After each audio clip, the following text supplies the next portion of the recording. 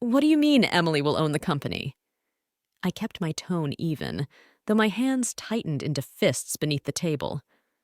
The chandelier above us gave the dining room a soft glow, but the atmosphere had suddenly turned frigid.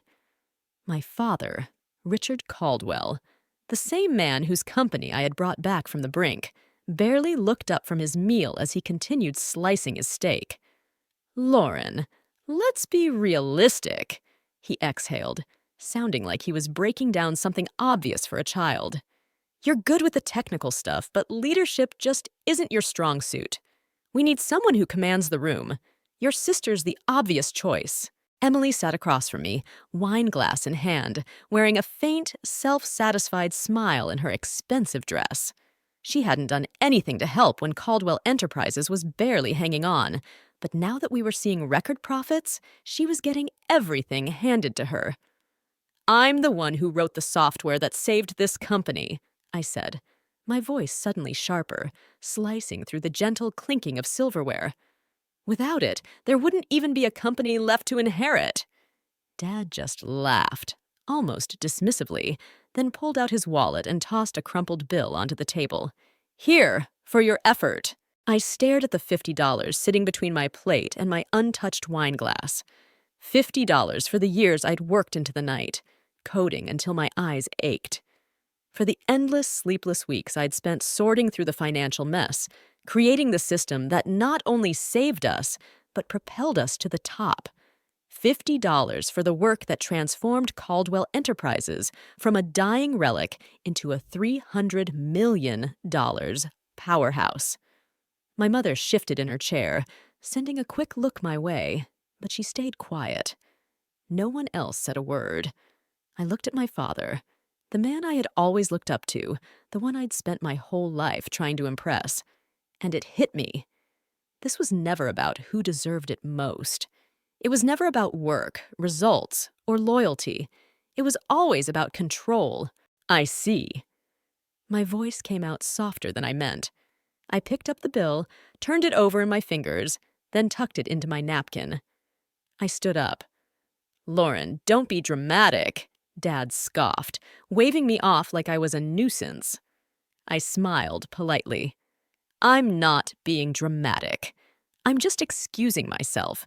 Clearly, I'm only supposed to play a minor part in this family, so I'll leave the scene." Emily let out a low laugh, not even bothering to hide her amusement.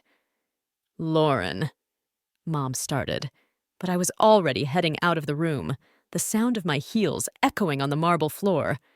I didn't shout or demand justice. I just left. The next morning, I showed up to work early, as usual.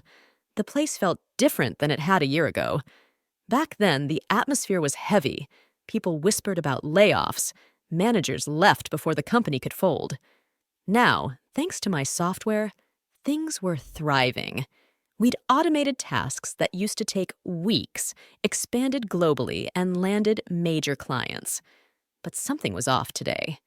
As I walked through the lobby, I caught a few uneasy glances. People stopped talking when I passed. When I reached my office, the door was already open. My desk had been cleared out. My computer was gone. Even the nameplate, Lauren Caldwell, CTO, was missing.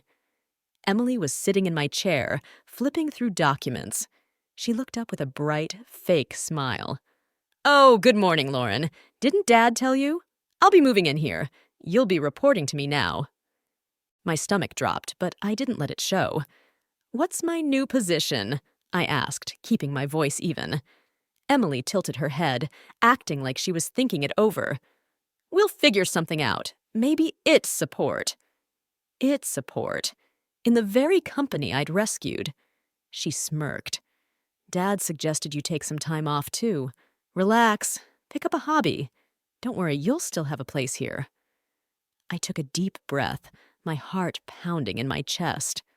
After all the late nights, every sacrifice, every solution I'd given, they were just pushing me aside, like I was worth nothing more than $50. I looked at my sister, then glanced at the logo on the glass outside my office. Caldwell Enterprises. What once stood for family, loyalty, and legacy. Now it felt like betrayal. Still, I didn't protest. I didn't make a scene. I just nodded. Understood. Then I walked away. They really thought they'd won. That I'd accept whatever scraps they gave me, maybe even beg to stay. But as the elevator doors closed, only one thought echoed in my mind. Just watch. The first thing I did was disappear. Not literally. I still came in the next morning, sitting at the tiny desk they'd given me in the farthest corner, surrounded by interns who had no idea who I was. I didn't push back. I just watched. And in less than a week, it was obvious. Emily was out of her depth. She had no clue how to run a company, especially not one that had just grown into a global giant. She filled her days with endless meetings, making decisions on a whim instead of using real data. She fired department heads who offered advice and replaced them with her friends, people whose only skill was knowing which wine to order. The company wasn't just exposed. It was heading straight for disaster again, and I was forced to watch as everything I'd built was being dismantled. That's when I finally made my decision. If Caldwell Enterprises didn't want me, I'd just build something even greater late one night. Long after the office had emptied out, I found myself sitting in a quiet coffee shop across from three of the brightest, most talented people I'd ever had the privilege of working alongside Jake, our former CFO, the man who kept our finances afloat when things looked hopeless, who could spot a loophole in any contract Maya, the top data analyst in the field. She'd single-handedly developed our customer profiling system from the ground up. And David, our lead engineer, he was the only one who understood my software inside and out because we'd built most of it together during those desperate 3 a.m. coding marathons fueled by caffeine. All three had left Caldwell Enterprises in the past month. They weren't fools. They saw what was coming. "Lauren," Jake leaned in, his eyes serious. "What's our next move?" I glanced at them, then slid a folder across the table. Inside was everything I'd been quietly creating.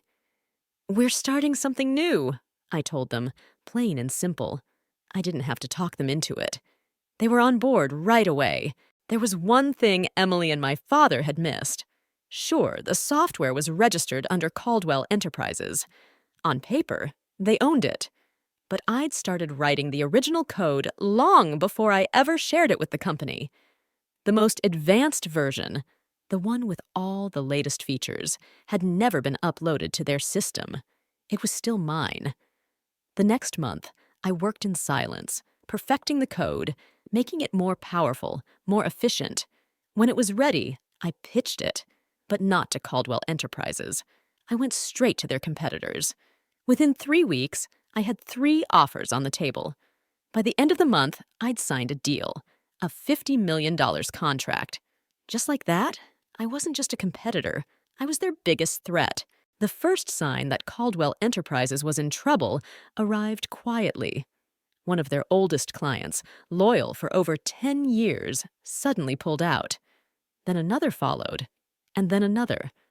Emily started to panic. She demanded explanations, fired people left and right, and blamed everyone but herself. But the truth was obvious. The industry had moved forward. My new version of the software, the one I'd never let them touch, was now running their competitors' systems. Caldwell Enterprises was suddenly behind the times, and I was just getting started. 6 months later, the turning point came. I sat in a luxury hotel ballroom, sipping champagne as the keynote at the Tech Innovators Gala wrapped up their remarks. This was the event of the year. Every big CEO, major investor, and high-powered executive was there. And this time, I was the guest of honor. When my name was called, I walked to the stage, heels echoing on the polished floor. "Tonight, we celebrate those driving the industry forward," the host announced. "Lauren Caldwell, creator of the most advanced logistics software on the market, has changed how global corporations operate. Her company, Nova Systems, is now valued at over $500 million.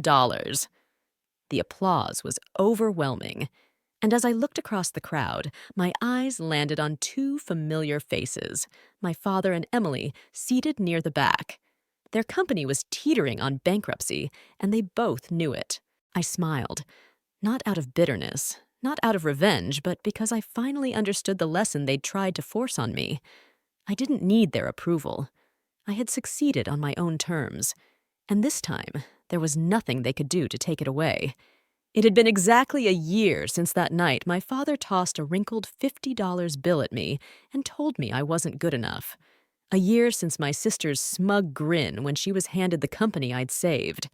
A year since I walked away without a word, only to win the bigger fight. Now, sitting at the head of the Nova Systems conference table, reading through our latest quarterly numbers, I had to hide my grin.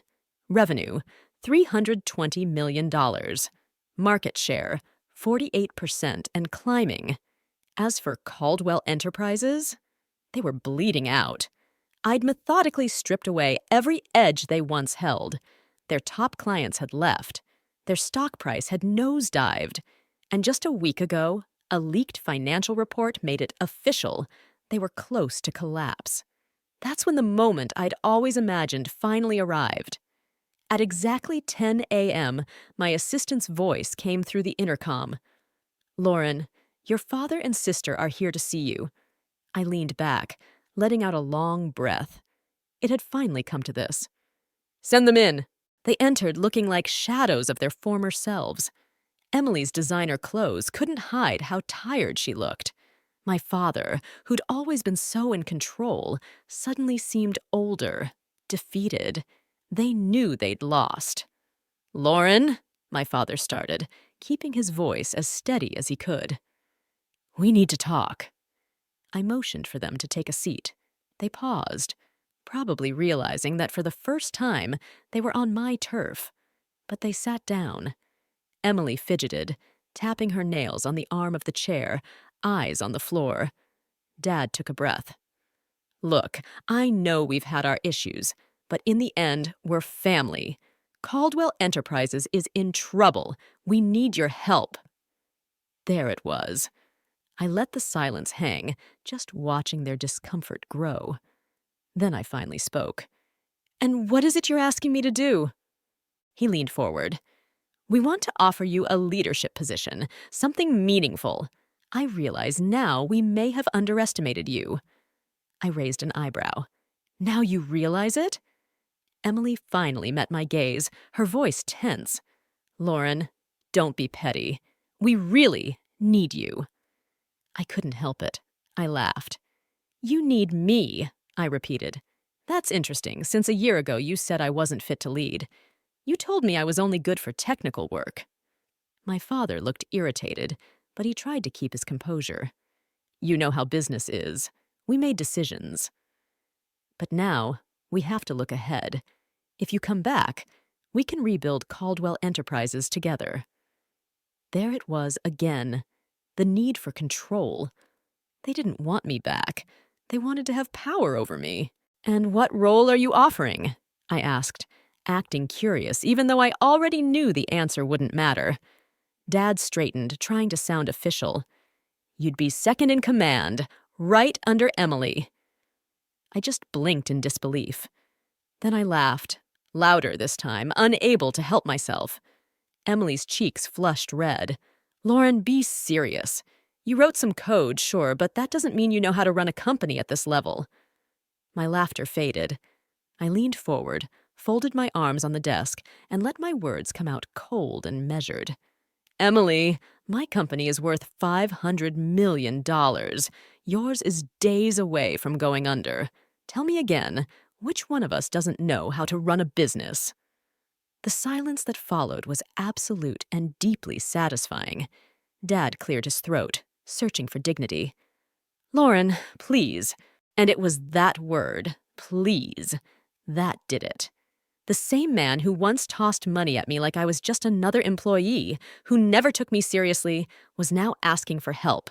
And for the first time in my life, I felt completely at ease. "No." Emily's jaw tightened. "Excuse me?" I said no. I repeated calmly and firmly. I don't need Caldwell Enterprises. You needed me, but you threw me away. You made your choices. Now you can deal with the consequences. Dad let out a frustrated sigh, his patience unraveling. You're really going to let your own family fail? I didn't do this to you, I said evenly. You destroyed this company the minute you put Emily in charge. Emily shoved her chair back and jumped to her feet, her face burning. You're just bitter, she snapped. You've always been jealous of me. I gave her a slow, almost amused smile. Jealous? Why would I be jealous, Emily? I already have everything you wanted. I rose from my chair, smoothing out my blouse. Now, if you'll excuse me, I actually have a company to run. My father walked out in angry silence. Emily stormed after him, but before she left, she shot me one last glare. I hope you're happy, Lauren. I met her eyes, calm as ever. I am. She left without saying another word, and as the doors closed behind them, I sat back down and let out a long breath. For the first time, I felt truly free. Once they were gone, I finally allowed myself to exhale slowly and deeply. They thought they could just show up, apologize, and expect me to come back and save them. They really didn't understand who I'd become. As satisfying as it was to watch them beg, I knew this story wasn't over. Caldwell Enterprises was going under, and when a company sinks, it threatens to drag others down with it. The only real question left, would I let that happen? 3 days later, the headlines hit. Caldwell Enterprises had filed for bankruptcy. The news was everywhere, on business sites, in magazines, even on national broadcasts. Industry giant Caldwell Enterprises collapses overnight. Leadership missteps topple $300 million company. Family drama brings down Caldwell Enterprises. What made it sweeter? Every single article credited the company's earlier turnaround to me. Every story made it clear. The only reason Caldwell Enterprises had survived before was because of the software I built. Without me, their downfall was inevitable. I was in the middle of a meeting when my assistant, Claire, came to my office door. Lauren, you'll want to see this. She handed me a printed report. I glanced through it, a satisfied smile appearing as I read the final paragraph. Caldwell Enterprises was being liquidated. Everything was up for sale. The headquarters, the assets, even the Caldwell name. Dad had tried everything to keep the business afloat, maxing out loans and mortgaging what was left. Now, with the banks calling in their debts, everything was up for grabs, and I could buy it. The irony was almost poetic. That evening, sitting in my penthouse with the city lights outside my window, I thought about what I really wanted. I had spent years fighting for respect, pouring my energy into proving myself to the people who'd always doubted me. But now, I had already won. Did I really need to crush them further? My mind flashed back to that night a year ago when Dad tossed a crumpled $50 my way, as if I was just some waitress earning a tip, as if I was worthless. And in that moment, my decision became clear. The next morning, I made my move. No investment firms, no shell companies. I wanted them to see exactly who was behind the offer. I picked up the phone and called the bankruptcy lawyer handling the liquidation. I'd like to place a direct bid for all Caldwell Enterprises assets, I said, including the company name. The attorney hesitated. Miss Caldwell, do you understand what that means? I smiled. I understand perfectly. A week later, I was seated in the same boardroom my father used to rule like a king. This time, I was the one at the head of the table. The purchase contract sat in front of me, my signature pen waiting. With a single stroke, Caldwell Enterprises would be mine. The business my father had built, then refused to let me lead, was now officially under my control. Dad and Emily sat across from me, looking pale and stunned. Dad seemed to have aged another decade in just a week. Emily wouldn't meet my gaze. I still can't believe you're actually doing this, she muttered. I arched an eyebrow. Doing what, exactly? Buying a bankrupt company? Acquiring a name with no value left? She shot me a look. You know what I mean. Oh. I leaned back in my chair, fingers drumming on the polished surface. Funny. A year ago? You said I couldn't run a business. Now suddenly, you're worried I have too much power. Dad let out a sharp breath. Lauren, just sign the damn papers. Dad's voice cut through the tension in the boardroom. I picked up the pen, paused for a moment, and then, instead of signing, I slid the contract back across the table. Dad blinked in confusion. Emily frowned, uncertainty flickering in her eyes. What is this? Dad demanded. It's a counteroffer, I replied, my tone cool and calm. He grabbed the documents, quickly scanning the front page.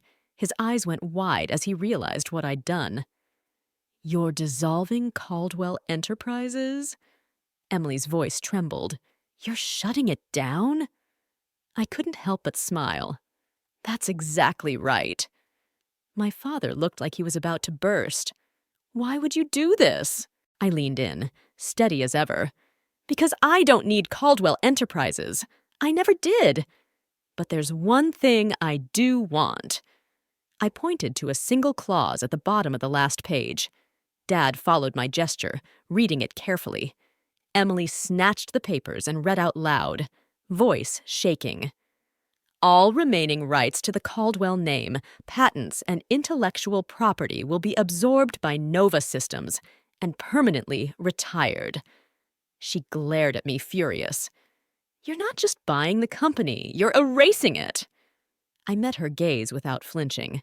That's right. Caldwell Enterprises would be gone forever. The name would never be revived, the company never rebuilt. Just like they tried to erase me, now it would be as if they never existed. Dad's jaw tightened. You're doing this just to get back at us. No, I corrected him, my voice steady. I'm doing it because some things are better left in the past. I picked up the pen a second time. This time, I signed. With that final stroke, it was finished. The Caldwell era was over. In its place, Nova Systems took flight. Without my father's old company to compete with, we grew rapidly, snapping up contracts that had once belonged to Caldwell Enterprises. Their legacy vanished. Mine was only just beginning. 3 months later, an unmarked envelope arrived at my office. Inside, there was a simple handwritten note. Lauren, I don't expect you to forgive me, but maybe someday you'll understand. Dad. I stared at the letter for a while, then tossed it into the fireplace. As the flames devoured that last connection to Caldwell Enterprises, I smiled. I had finally, truly, won. A full 3 months had passed since I erased Caldwell Enterprises from the world. 3 months since I signed those papers, making sure the name could never return. 3 months since my father and sister left that boardroom empty-handed. And for the first time since it all began, I felt at peace. Nova Systems was thriving. With no competition from the old family business, we expanded fast, landing every major client my father had once been so proud of. Revenue soared past $500 million. Market share hit 62%. We were the clear, undisputed leader now. But the numbers weren't what gave me the deepest satisfaction. It was walking into my office each day and seeing a team built on skill, not favoritism. Seeing a company where every achievement was earned, not inherited. Watching a business I built succeed without ever needing my family's stamp of approval. Even so, the past has a way of lingering, especially when the invitation arrived. It came in a plain, elegant envelope, a cream card with gold letters, the Caldwell Family Annual Gala. I'd almost forgotten about it. For as long as I could remember, my parents had hosted the event of the year, back when they still held sway in the industry. This time, my father wasn't the host. Someone else, who'd bought their old mansion at auction, was throwing the party. The invite was a formality. Whoever sent it probably had no idea about my history with the Caldwells. But instead of tossing it, I made a decision. I'd go, not for revenge, not to show off, but to finally close this chapter. The night of the gala, I arrived in a custom black gown, stepping from my car with quiet confidence. The venue sparkled, chandeliers gleaming and music floating over a sea of industry elite. But now, I was the most powerful person in the room, and everyone knew it. I heard the whispers as I passed. Is that Lauren Caldwell? She's running Nova Systems. Didn't she bring down Caldwell Enterprises? I ignored them. I wasn't here for anyone's approval. I was here for closure. And then I saw them, my father and Emily. They were no longer surrounded by important executives or basking in attention. Instead, they stood off to the side, a pale shadow of who they once were. Dad looked smaller somehow, his former authority replaced by a weary regret. Emily tried to hold her head high, but her rigid grip on her glass and darting eyes betrayed her. For the first time, I was the one in control. And they both felt it. I walked toward them, my heels echoing on the polished floor. Emily tensed. My father turned to me, and for a heartbeat I saw defeat, nothing else, in his eyes. "Lauren," he said, his voice softer than I'd ever heard. I tilted my head. "Dad." A long silence stretched between us. Then he sighed. "I guess this is where you gloat." I gave a gentle smile. "No, Dad. This is where I say goodbye." Emily stared. "What?" "I didn't come here to rub salt in the wound," I continued. "I'm not here to remind you what you lost, because, honestly, that's not my concern anymore." I set my drink down and looked my father in the eye, one last time. "For years, I chased your approval, did everything I could to prove myself." I let out a slow breath. "But I don't need that now." Turning to Emily, I added, "And I never hated you, not once. If anything, I pity you." Her face tensed. "Because unlike you, I never needed to steal power. I built my own." She opened her mouth, but no words came.